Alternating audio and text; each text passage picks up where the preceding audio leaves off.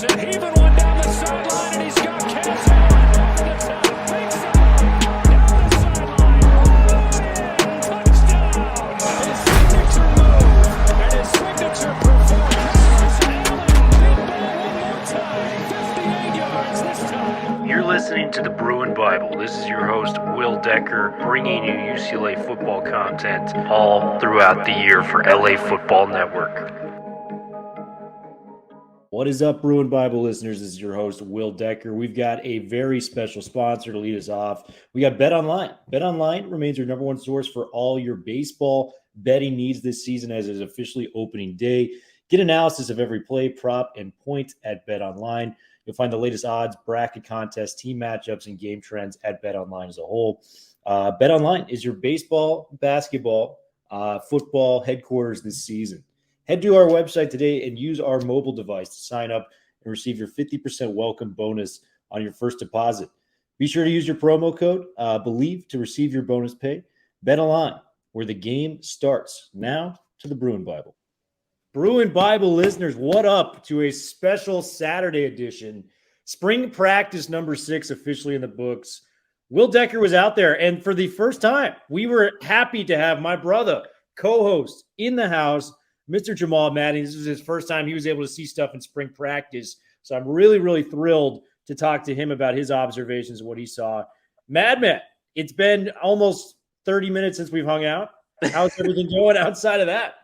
Brother, it's been so long. I mean, hope you're well. Hope the family's well. Hope the career has been well the last 29 minutes, but excited to jump in there with you, brother. It was just, before we talk anything shop about football, just, the gift today was the opportunity to have a front row seat next to you and watch practice and just the camaraderie and the bond that you and I have. It's just such a gift and a treasure, and just was so fun, and can't wait to, make this a Saturday tradition here for the next few over the course of the spring season. So the gift, Will, was doing this with you first and foremost, even above anything football related. So it was. Thank you for allowing me to partake. Of course, man. That was the most fun, was, hanging out with the Madman in person. Like, for instance, we don't get to hang out as much as you guys think. I know you guys listen to the pod and see us. So just having him out there, it made it so much fun. We got lunch afterwards. It was just a great time. Eventful practice. Chippiness was out there on the football field. Big time plays. DK Metcalf was out there that you gladly took a picture of with me. So it was just a really kind of eventful Saturday. Troy Aikman was out there as well, waiting in the wings. They've got this big quarterback, meeting, a reunion of the quarterbacks of sorts that you're actually going to be attending tonight. Is that correct? Yeah, Will. So it's a meeting. It's an event, the first ever UCLA Quarterback Club event, started actually by a good friend of the network, Pat Cowan, who was the former UCLA quarterback. And so this is going to be a meeting today of the last 22 UCLA starting quarterbacks, all in one room for the first time ever. And all the proceeds for the event are going to Mattel Children's Hospital. So it's just going to be a great night of conversation and camaraderie of the great UCLA players in history, and doing it for a worthwhile cause. So really excited to be out there with my dad and hopefully take some great pictures with the likes of Troy and Gary Beeben and MJ. Man, it's going to be so much fun. I wish I was there, but Madman will have you recapped with all of that stuff. Let's start on your observations. I'm interested to get your takes. This was your first day of kind of drinking in everything that was available. Quarterback position. And for the first day, UCLA fans, I think I can definitively say the best quarterback on the field was the guy that we're pining for, the 5-star, the kid, Mr. Dante Moore. He was the most consistent all practice, I thought. And Garbers, I think he was due for a down practice. He's been humming the football as well as anybody. But give me your initial takes on what you saw from the quarterback room today, because it was exciting to watch. And it's been the battle that everyone is talking about that covers UCLA football. So, Madman, take it away, bro. Absolutely, brother. And that's where my eyes naturally went, as this being my first practice. That's sort of what I wanted to see first and foremost, and kind of have a bit of a thesis around that before I started looking at other positions on the field. And so for me, Will, I think there's a couple of categories here. The takeaway for me is there's right now 3 categories of UCLA quarterbacks. I think there's the guys that play over play are more consistent, that they make the proper decisions, the proper reads, execute their throws, demonstrate arm talent, and sort of deliver the football in a position where guys can catch it. Then there's the tier where on any one play, a quarterback can do something exceptional. But then there is a challenge to string consecutive plays together, maybe a bit of a challenge to have that element of consistency. And then our third tier is Chase Griffin, who's our great friend. What an ambassador and a symbol of UCLA. But obviously, he's more of a student athlete. What a bright future in front of him. But I think Chase is the one guy who realistically isn't really vying for the starting spot. And so I think when you talk about the other four, to me, Dante Moore and Ethan Garbers are in tier one. Those are the top two guys right now. And I think Garbers, what I saw today, obviously a couple of missed throws. He had an interception, not his best day to your point. But you can see there is a comfort of the system that Chip is running. There is a poise in the huddle. There is a confidence in the huddle. And he knows where he's going with the football. I think that even today in his mistakes, some of those were batted balls. Some of those were, breakdowns in terms of offensive line. Some of those were wide receivers actually kind of slipping and allowing the likes of a Devin Kirkwood to, get great position and make an interception. But he wasn't making the wrong throws, the wrong reads, or not making kind of the right decision in an effective pass. It was usually the defense did something exceptional to make things disruptive for him. So I think moving forward, I think Garbers is going to continue to develop and be vying for that starting spot.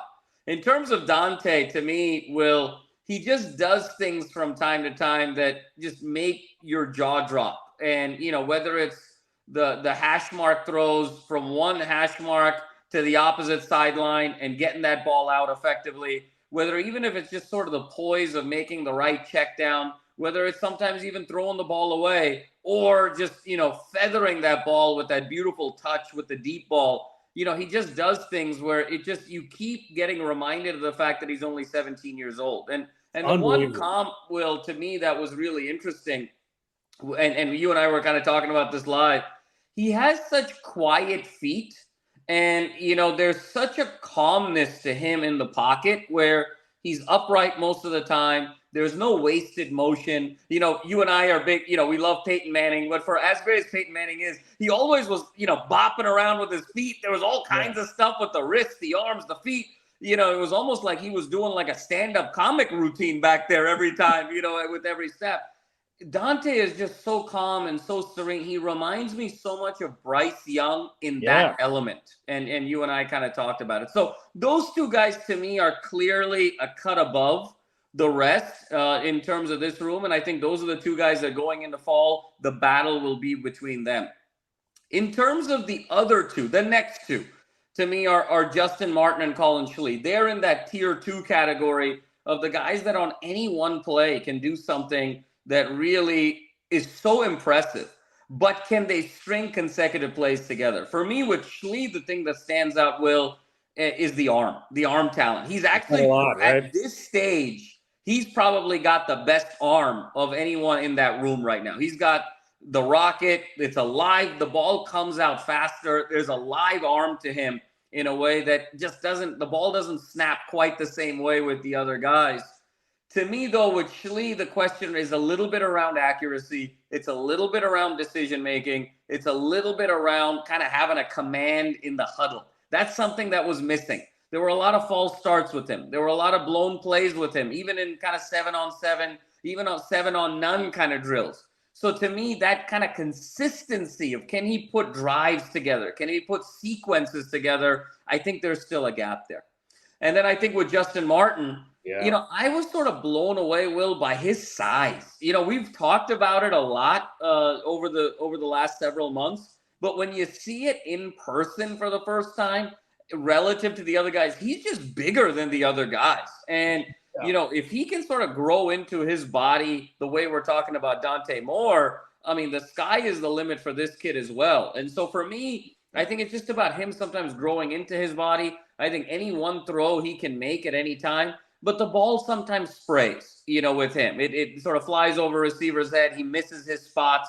Sometimes the RPO game isn't quite as clean as it could be with the others. I know you and I saw some fumbles out there today, but some of that was also a function of kind of the RPO rhythm and the quarterback kind of setting the play up the right way. So I think that's sort of my assessment right now, Will. I think Moore and Garbers are in tier 1. I think Martin and Schlee are in tier 2. And I think long way to go, but I think this battle is going to get more compelling as the weeks go by. Yeah, especially with picking up the playbook for guys like Moore and Schlee, 2 new guys on campus. So only time will help them out. And I mean, with Moore, he's 17. I mean, it just blows my mind at some of the advanced plays he's making out there. Let's pivot to the skill position guys. I was hyping up Sturdivant to you. I know we were texting saying this guy's it. Like, this is the best receiver UCLA has had in a very, very long time. And I mean, he matched the product today. It was probably his best day I've seen in practice.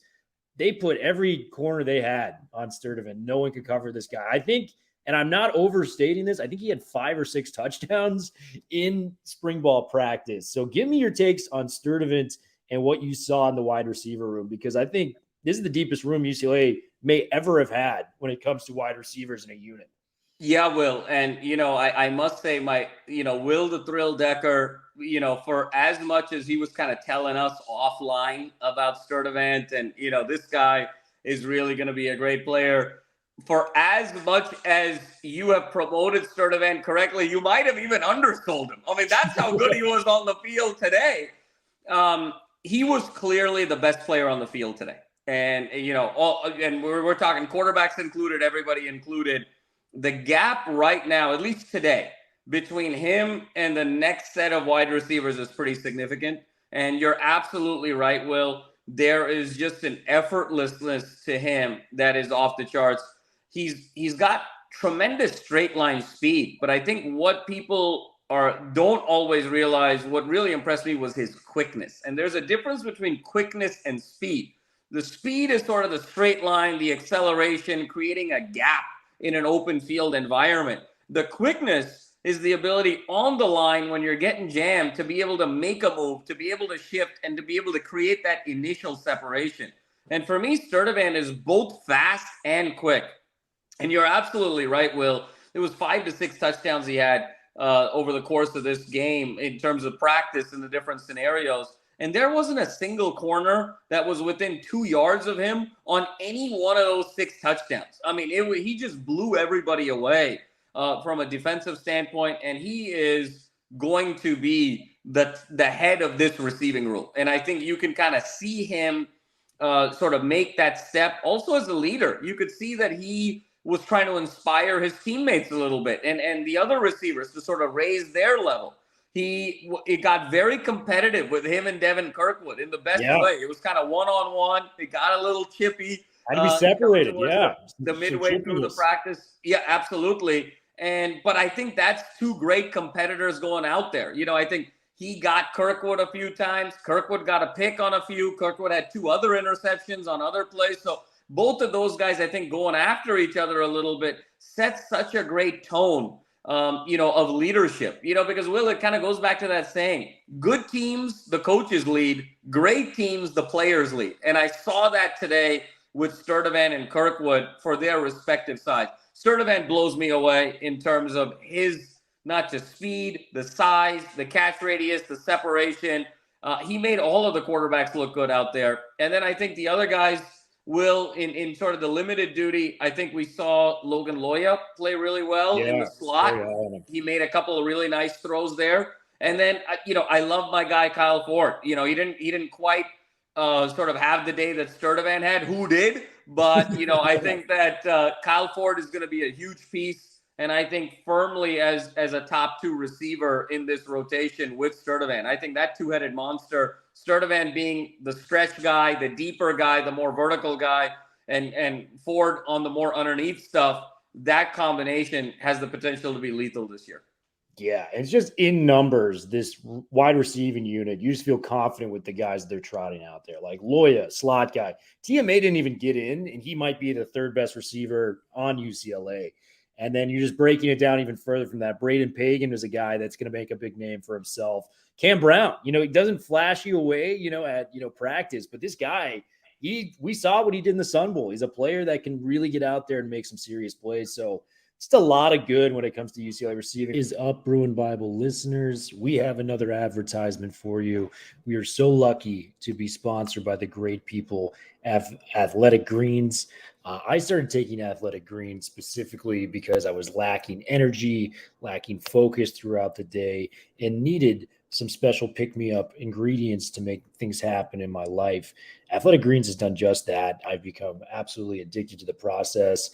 It has over 75 high-quality vitamins, minerals, whole food source ingredients, probiotics, adaptogens to make your life easier by doing this during the day. I like to take it to start my mornings off. I like to do it before a workout. Makes you feel energized, focused, and just have a lot more energy throughout the day than I typically expected. Right now it's the time to reclaim your health and arm your immune system with convenient daily nutrition. It's just one scoop in a cup of water every single day. That's it. No need for a million different pills and supplements to look out for your health. To make it easy, Athletic Greens is going to give you a free 1-year supply of immune-supporting vitamin D and 5 free travel packs with your first purchase. All you have to do is visit athleticgreens.com/LAFB. Again, that is athleticgreens.com/LAFB to take ownership over your health and pick up the ultimate daily nutritional insurance. Athletic Greens, a game changer when it comes to your health and your focus and your mindset. Running back room. This is your first taste of seeing it. I had hyped Carson Steele. He looks really good. Colton Yankoff, looks very slender. I think he lost about 10 to 15 pounds, looking very, very good coming into the year.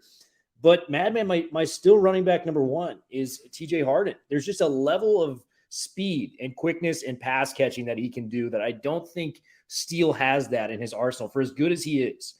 Tell me about your thoughts about the running back room. This is your first taste of seeing it. Yeah, a couple things, Will.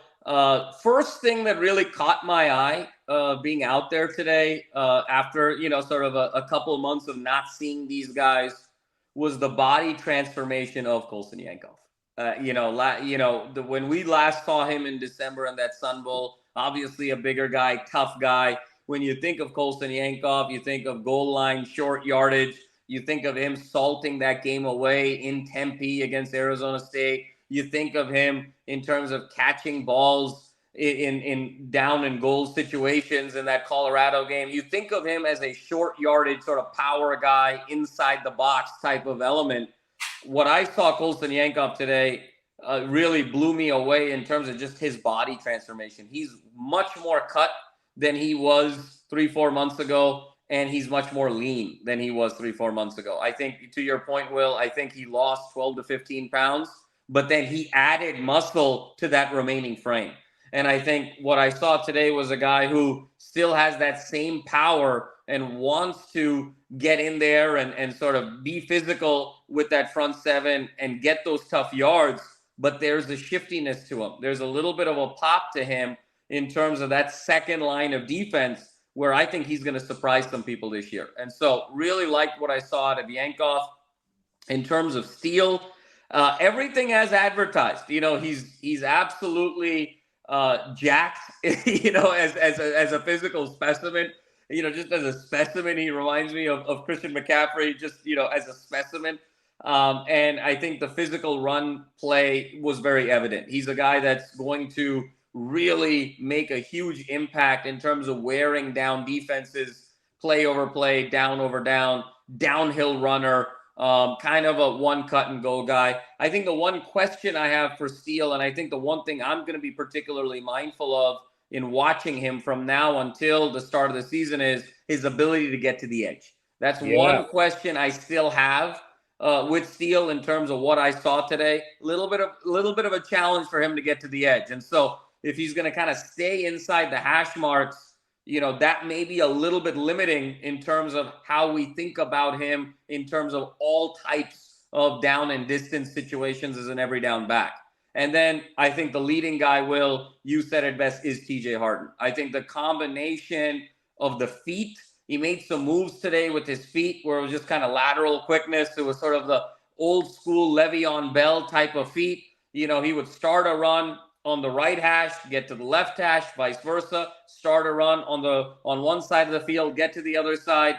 He's just so smooth with the ball. That Dickerson pose and strut and sort of cadence that he has to his game. And then he looks the most fluid out of the backfield as a pass catcher, as a guy receiving the ball. And I think what's interesting here, Will, is with Harden, he actually catches the ball like a receiver, because in the sense, like, he's catching the ball with his body, he's bringing it in, but he's always angling his body in a way where he can then turn upfield for more yards as quickly as possible.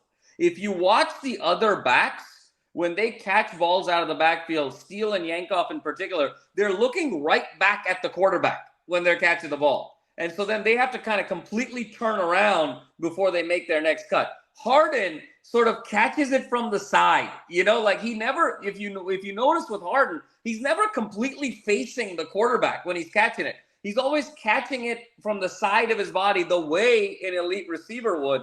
So it just speaks to how comfortable he is in terms of not just running the football, but also receiving. So right now, Will, for me, at this stage in the game, I think I've got Harden 1, Steele 2, Yankoff 3. But I think that Yankoff can really make Steele work as well. Yeah. And I could see a scenario where Yankoff could be as high as RB2 once we see the opener against Coastal Carolina. I think that there is that much to like about Yankoff, and I think that much that he sort of transformed his body. Yeah, and you made great points on that. The style of play that's reminiscent to Harden for me, not the guy. I'm not making a comparison. You got to be careful when you make these comparisons. Very Marshall Faulk-like. It just looks easy when he's catching the pass. It looks easy when he's running the football. There's just a lot of good to like with Harden. And yeah, you were right when setting the edge to the outside.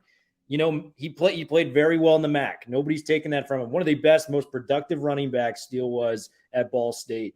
But this is a completely different speed going to the Pac-12. It's going to be interesting to see how he adjusts to that. Yankoff, I'm continually impressed by. I think he has a chance to, I asked you the question today in practice, over under 70 carries, and you hammered the over on that one. So I'm thinking Yankoff's going to have a big year. I think Chip is going to reward this guy for kind of just having one of the weirder college football careers we can remember. Went to Washington as a 4-star quarterback, transferred to UCLA, was a receiver, switched to running back, 3 position switches. And, Chip is loyal to the guys that have stayed loyal to him in the program. He's going to give Yankoff his fair share of carries. So I'm excited to see where that goes. Defense was making some plays. I know we were up close and personal with Muwassau. That guy is desperate to hit somebody, man. He was coming off the edge. It almost looked like he's going to knock Chase Griffin, one of the quarterbacks, off the field at one point. First time you got to see Oladejo.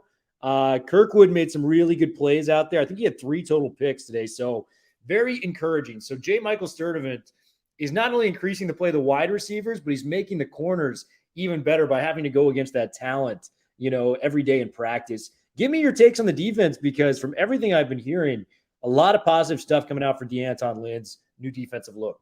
Absolutely, Will. And I think you said it best. The first kind of big moment of practice today was Muwassau giving a little bit of a love tap to Chase Griffin. Chase Griffin kind of flew back a little bit, and it was you can tell Muwassau is ready to go and ready to hit, and he's going to be the anchor in the middle there of this defense, both in terms of level 2 as well as being that middle backer. And, I think Muwassau, just body-wise, mind-wise, looks like he's going to be a tremendous anchor moving forward.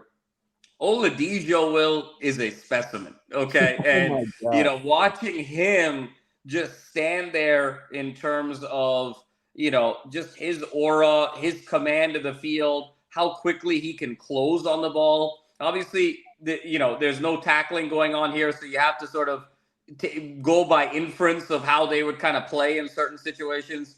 But Oladipo was always around the ball. And, there were some moments there where even in 7-on-7 drills, it was hard for the offense to sometimes complete some of those intermediate routes. And a lot of it had to do with either Oladipo creating traffic that wasn't there or just disrupting plays. And so Oladipo is going to be an absolute beast. And especially when you pair him with the versatility of, say, a Carl Jones on the edge, who's ready to just kind of stand there and rush the quarterback. And you got John Bonds when he comes back from baseball. I mean, it's exactly John Bonds when he comes back. You got the more traditional Moas out, and now you've got Oladipo. The linebacking room, you just can do so many things there, Will. It's absolutely incredible. You got 4 guys there. You can drop 3 back in coverage and rush one. You could have 2 guys be more traditional, rush one, drop one back. You can have more of a pass rush type of, jailbreak blitz type of emphasis on a certain situation.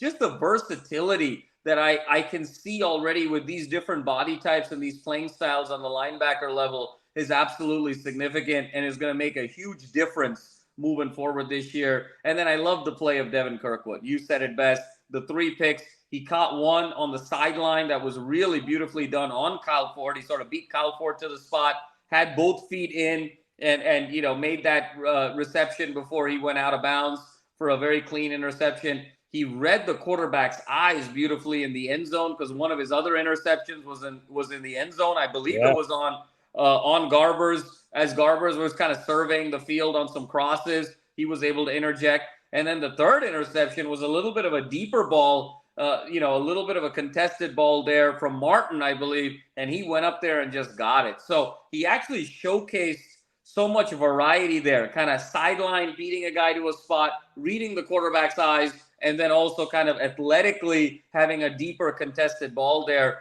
We've been clamoring for it, Will, now for the better part of a year. Is this the jump that Kirkwood makes where his game, is analogous to his body, and that could be an early day NFL pick. Yeah, I mean, it's just encouraging to see him doing that on some plays when he was guarding Sturdivant. So very, very encouraging. Man, we got through a full day of practice number 6. Madman and I are going to be out there next Saturday as well. So we want to make sure UCLA faithfuls rolling in, kind of cheering on their team. Let's get people out to practice. Any parting words you've got before we sign off from practice number 6? Thriller, it was just a wonderful sight in the community also to see everyone. There were probably over 100, 125 people out there, all kind of lined up and, very comfortable, had a great view of practice. So many people came up to us and were chatting with us and vice versa. Just so great to have LA Football Network and the Bruin Bible in the community watching these games and these practices with everyone else. Great to see DK Metcalf on the sideline. Yeah. Obviously, my man, Will the Thrill Decker, had a great photo op with him and wished him the best of luck this season, which is a significant surprise as a Niners fan. I mean, I don't know how much luck you wanted to wish him there, but DK seemed like such a great guy. And then obviously we saw a number of the quarterbacks from the event who were kind of looking over practice from the Wasserman Center. And then it was also just kind of great to see Chip. Will, I told you there were kind of 3 things I was really impressed by today. It was the quarterback depth, the running back depth, and the depth of Chip's waistline. Chip is Chip, whatever, let me put it this way to our Bruin fans. Whatever Yankoff lost in terms of the offseason, Chip found. Yeah. Chip gained it. Yeah. It was like one of those, plastic surgery, like suction. You could do it off your body. Chip took one for the team and put it on his own. But Madman, great to see you as always. I will see you next Saturday. Yes, sir. It'll be a lot of fun recapping these. Make sure you're liking and subscribing the LAFB YouTube channel. We're on Instagram. We're everywhere. Much love, guys. We will talk to you soon, and go Bruins as always.